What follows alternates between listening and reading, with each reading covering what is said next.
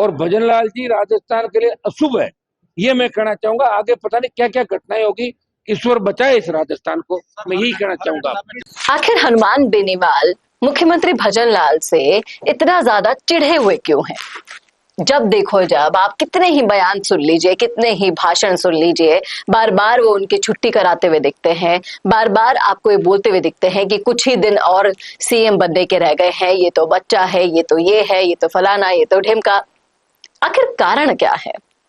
कुछ तो ऐसा अंदर खाने हैं जिस वजह से बेनीवाल इतने ज्यादा सीएम भजनलाल शर्मा से आहत रहते हैं, निराश रहते हैं। तो उस कारण पर हम चर्चा करेंगे इस वीडियो में, इसलिए बने रहेगा आखिर तक हमारे साथ। नमस्कार, मैं हूं चेतना शर्मा, आप देखना शुरू कर चुके हैं संवाद भारत का, भारत के लिए। और एक कारण बताने के लिए मेरे साथ मौजूद है हमारे editor in chief Varun Bhansali ji. तो वरुण सर, जिस तरीके से हम राजस्थान के हालातों पर कई बार चर्चा करते हैं, आज सियासी चर्चा से उलट कारणों पर चर्चा करने चाहूंगी मैं आपसे। बेनीवाल के जितने भी कोई भी दुखांतिकाओं पर भाषण सुन लीजिए, हर चीज का जिम्मेदार भजनलाल जी को ठहराया जाता है। आखिर ऐसा क्या कारण है कि इन दोनों की पटरी बिल्कुल भी मेल नहीं खा रही है? देखिए, समझने वाली बात यह है कि आप अगर इसे सिर्फ इस नजरिए से देखेंगी तो आपको लगेगा कि हनुमान बेनीवाल की कोई व्यक्तिगत दुश्मनी है सीएम भजनलाल शर्मा से। लेकिन अगर आप इसको दूसरे नजरिए से देखिए तो जब सीएम वसुंधरा राजे थी तब भी हनुमान बेनीवाल वसुंधरा राजे का नाम लेकर वसुंधरा राजे के पीछे पड़े रहते थे। तब लोग कहते थे कि वसुंधरा राजे के बहुत बुरी तरह से पीछे पड़े हुए हैं, और दो लोग अगर पीछे पड़े हुए हैं तो एक घनश्याम तिवाड़ी है, दूसरे हनुमान बेनीवाल है। समझने वाली बात यह है कि जो निडर है, जिसके मन में कोई डर नहीं, वो ही उन पर वार कर सकता है जो कहीं ना कहीं जिम्मेदार ग्रुप का लीडर है। आज लोगों ने अगर चुनाव किया है, जिम्मेदारी दी है सत्ता की भाजपा को, और भाजपा ने अपना लीडर सीएम भजनलाल शर्मा को चुना है, तो बात तो लीडर से ही की जाएगी, लीडर पर ही की जाएगी, लीडर की ही की जाएगी। अगर आपको जंगल पे राज करना है तो आपको लड़ाई तो शेर से ही करनी पड़ेगी जी। नीचे के प्यादों से क्या होगा? लेकिन भजनलाल जी ने कभी भी बेनीवाल के लगाए गए सवालों का जवाब नहीं दिया है। इसके पीछे का क्या कारण हो सकता है? क्योंकि इसी ही वजह से कभी भी उन्हें अटैकिंग मोड में नहीं देखा गया है, और ये जो पर्ची सरकार वाला जुमला है वो और भी ज्यादा विश्वसनीय हो जाता है, क्योंकि कभी भी इन ब्लेम्स के जवाब नहीं आते हैं सीएम साहब की तरफ से। देखिए, सीएम भजनलाल शर्मा का जवाब आए, यही तो चाहते हैं हनुमान बेनीवाल, कि वो उनकी बात को तूल दे, वो उनकी बात को तवज्जो दे, वो उनकी बात का जवाब दे, और तब कहीं ना कहीं रण मचे पूरी सियासत में। लेकिन सीएम भजनलाल वही अप्रोच अपना रहे हैं कि वो जो है विकास के कामों में व्यस्त है, वो उनके पास करने के लिए कई सारे काम हैं, इसलिए ये जवाब देना तो दूर, इन बातों को ही पूरी तरह से इग्नोर किया जाना ही ठीक है। और कहीं ना कहीं ये एक अच्छे शासक की, एक अच्छे लीडर की विशेषता भी है कि वो जबरदस्ती की आलोचनाओं के साथ नहीं जाते, वो काम करते रहते हैं। और कहीं ना कहीं भजनलाल शर्मा अगर वो कर रहे हैं तो गलत भी नहीं है, क्योंकि अगर वो ऐसे अगर आलोचना का जवाब देते रहेंगे तो वो कितनों को कितना जवाब देंगे, जवाब काम ही देगा। और आप यकीन मान के चलिए, भजनलाल शर्मा में लाख बुराई हो सकती है, लेकिन जिस तरह से वो पानी पे काम कर रहे हैं, जिस तरीके से वो दूसरे काम कर रहे हैं, वो तारीफ काबिल है, और वो काम लगातार हो रहे हैं।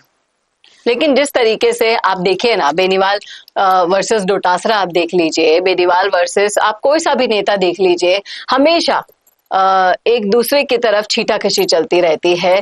क्या कहते हैं आप कि राजस्थान सरकार के सबसे सर्वे सर्वा सीएम साहब इस तरीके से अगर मौन रहकर, चुपचाप रहकर काम करेंगे, बिना किसी जवाब को दिए हुए, ना वो किसी को भी नहीं देते, ना विपक्ष के किसी नेता को देते हैं, ना डोटासरा को देते हैं, जवाब देने के लिए मदन राठौड़ जी को उन्होंने। देखिए, अगर आपने विधानसभा के सत्र सुने हो तो विधानसभा में सीएम भजनलाल शर्मा ने बहुत ही तरीके से जवाब दिए हैं।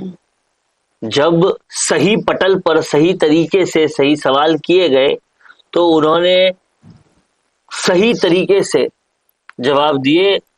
जो जवाब क्रोध में दिए जाने चाहिए थे उनको क्रोध में भी दिए, जो लॉजिक से दिए जाने थे उनको लॉजिक से भी दिए, और वो सारे जवाब उन्होंने दिए। लेकिन आप हर गली कूचे में हर जगह पे सवाल पूछोगे तो उसका जवाब सीएम से एक्सपेक्ट करोगे, तो वो सीएम उन सबका जवाब दे या जनता का काम करे या पूरा कैबिनेट संभाले या बाकी सारी चीजें देखे, ये कहीं ना कहीं समझने वाली बात है। आप समझिए कि सीएम भजनलाल शर्मा वो सीएम है जो अजमेर रोड पे हादसा हुआ नहीं और वो वहां पे पहुंचे नहीं, एसएमएस में रात को पहुंच गए। संवेदनशीलता है सीएम में, लेकिन कहीं ना कहीं उन्हें टारगेट इसलिए भी किया जाता है कि नए हैं। और मैं आपको एक बड़ी बात बताता हूँ, इसके एनालिसिस में थोड़ा डीप डाउन जाते हैं। तो हनुमान बेनीवाल कई बार ये बता चुके हैं कि क्यों उन्हें सीएम भजनलाल शर्मा से दिक्कत है। उनका कहना है कि दिक्कत है जो उनका कहना है कि जिसने उतना एक्सपीरियंस ही नहीं लिया पब्लिक लाइफ का, आपने उसको क्यों आने दिया, पर्ची से आने दिया, ऐसे आने दिया, वैसे आने दिया, वो बात करते हैं। वो दूसरे पर्सपेक्टिव से नहीं देख रहे कि भाई एक कार्यकर्ता को भी ऊपर आने का मौका दिया गया है। आपने नहीं दिया उमेदा राम को, वो दगा कर गए। आपने नहीं दिया रेवत राम को, वो दगा कर गए। आपने नहीं दिया महिपाल महिला को, वो दगा दे गए। और अगर कोई पार्टी, देश की सबसे बड़ी पार्टी, एक कार्यकर्ता को मौका दे रही है तो आप कह रहे हो पर्ची सीएम है, ब्यूरोक्रेसी चला रही है, ये कर रही है, बच्चा है, बौंधू है। हाँ। ऐसे ऐसे कई सारे शब्दों का प्रयोग किया गया। और वो अगर उसका जवाब अपने काम से देना चाह रहे हैं, शब्दों से नहीं, तो उसमें गलत कहाँ है? क्या वो जवाब ही देते रहेंगे तो काम कब करेंगे? ये भी तो समझने वाली बात है। तो इन सब चीजों के पीछे का जो कारण है वो यही है कि सीएम भजनलाल जी अपने कामों पर विश्वास करना चाहते हैं, काम से ही जवाब देना चाहते हैं, फिजूल की बातों में अपनी एनर्जी खर्च नहीं करना चाहते हैं। वहीं दूसरी तरफ दूसरे सभी नेताओं को, बेनीवाल सहित सभी नेताओं को जिस पद पर वो बैठे हैं उस पद की गरिमा का लाज रखना चाहिए, ये आना चाहिए, सम्मान देना आना चाहिए। कम से कम आप व्यक्ति को नहीं लेकिन पद को तो सम्मान, और पद को भी सम्मान इसलिए दीजिए क्योंकि वो पद जो है वो अव्वल तो इसलिए मिला है क्योंकि आपको लोगों ने वोट दिए हैं, फिर आपको इसलिए मिला है क्योंकि पार्टी के आलाकमान ने आपको उस लायक समझा है। और थोड़ा सा आप उनके जीवन को भी देखेंगे तो पता चलेगा 15 साल पार्टी को सर्व करने के बाद लायक समझा है। तो क्या कोई अपने संगठन को सर्व कर रहा है, उसमें निष्ठा दिखा रहा है, गलत है क्या? और कहीं ना कहीं इन सारे सवालों का जवाब यही है जो हमने आपको दिया लास्ट में। आपके पास अगर कोई अलग जवाब है तो आप लिख डाल सकते हैं कमेंट बॉक्स में। कैसा लगा वीडियो बताना ना भूलेगा। विवादित जरूर है सब्जेक्ट, कई लोगों को बुरा भी लग सकता है, लेकिन सच जो है वो सबके सामने आना जरूरी है, इसलिए विश्लेषण के जरिए आपके सामने लाया गया। इस चर्चा का हिस्सा अगर आप बनना चाहते हैं तो कॉमेंट डालिएगा, कॉमेंट बॉक्स में अपनी राय जरूर शेयर कीजिएगा। कैसा लगा वीडियो बताना ना भूलेगा। और ऐसे वीडियोस के लिए देखते रहिए संवाद भारत का, भारत के लिए। नमस्कार।